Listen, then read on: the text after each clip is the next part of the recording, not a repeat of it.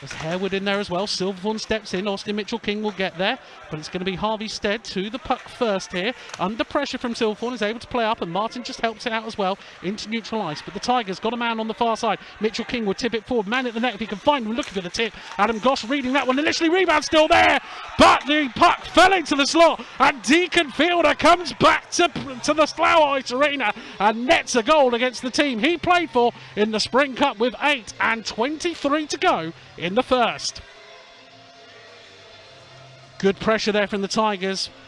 The message to all you children at home watching the game: go to the net and good things happen here. Austin Mitchell-King threw it on, looking for the initial tip, and it looked like Goss had it, but it just stayed clear, and Deacon Fielder following in was able to get the finish.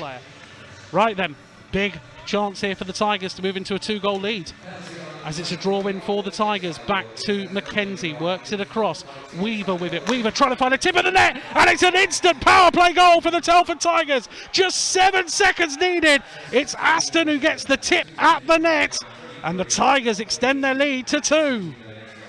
Straight off the training pad, this one. Draw win, get it around to Weaver, and then just look at Aston. Aston left all by himself at the net, gets a tip on the play, and it's before Adam Goss had a chance to react. It's 2-0 to the Tigers. Pressure on the play though by Harewood.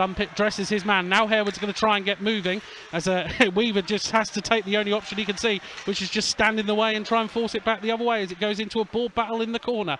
Trying to dig it out, both teams. Harewood in there as well, trying to find something. Bees will do well to keep that in the offensive end, and they do for Bradley, who throws it on net, looking for a tip. Rebound is there, and it is a goal for the TSI World Bees. It was very much needed as the time was ticking down in the period. But Josh Martin, with the Bees having managed to retain the puck in the zone, get themselves back into this one with 1 and 21 to go in the first. I said here that Ed Bradley would do very well to keep this puck in, and you should be able to see it on the replay here. It just didn't go the way he expected. He had to move, did well to get there, then to turn his man, then to throw it on net, and then Josh Martin able to read the rebound and fire it in with 1 and 21. Right, 4 on 4 then for 1 and 6. The Bees dodge a bullet as Harewood tries to get it out with Antonov. Harewood and Antonov working together, and the Bees have tied this one up at 2. Harewood and Antonov combining in there to tie it at 2. The penalty coming to a close as it goes to 4 on 4 action, and then the Bees tie it up with 14 and 5 to go in the second. It's maybe not going to be the prettiest goal you've seen, ladies and gentlemen, but they all count.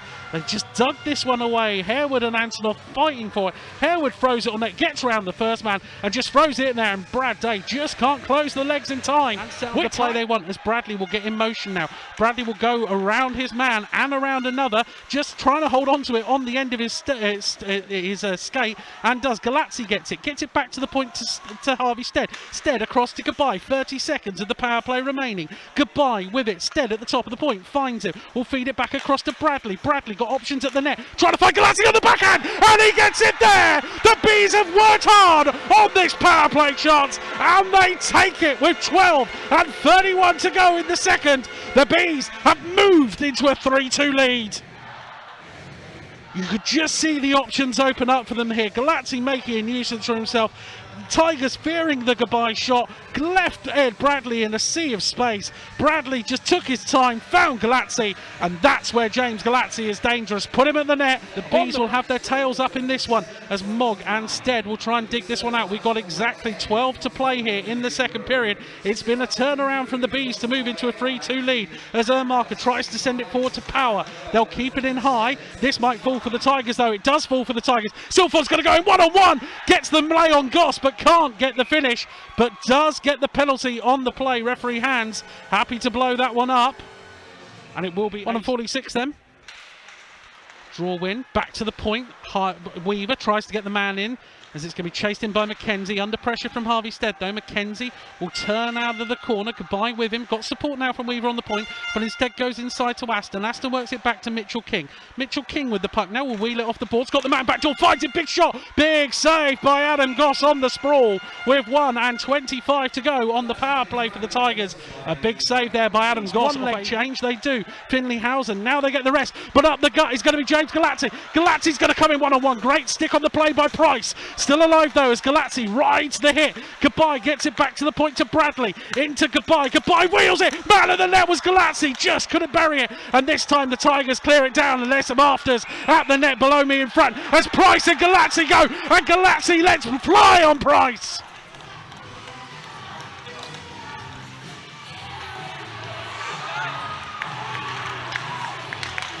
Well, Price will say he walked away with the victory there, but I think there was only one man landing blows, and that was James Galazzi. Price wore a few big ones there. It's going to be Finley Howells coming away with it. Howells will tip it into the corner to be chased down by Jackson. Jackson throws the body and gets the right side of the puck as well. And now Lindgren's going to be able to get the feed into Ermarker. Ermarker and Antonov have a 2-on-2 here. Ermarker, Antonov, Ermarker! Nicholas Ermarker and Antonov all of a sudden found themselves in a little bit of space, and it is the super Swede who found the back of the net with 2:22 to go in the second. The Bees are out into a 2-goal lead. It's a broken play, and all of a sudden you just see Antonov's gone high on the play. Ermarker comes away, and they've got a 2-on-2 here if they want to, but Ermarker decides the man's coming across, he lets fly, it's a finish, and it's the Bees into a 4-2 lead.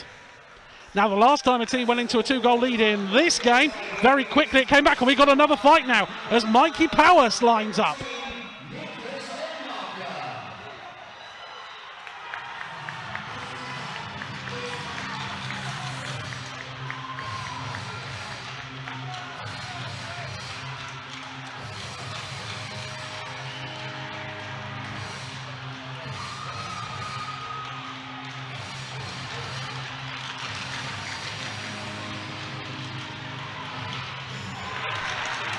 Well, it was a big old slugfest there between McKinney and Power.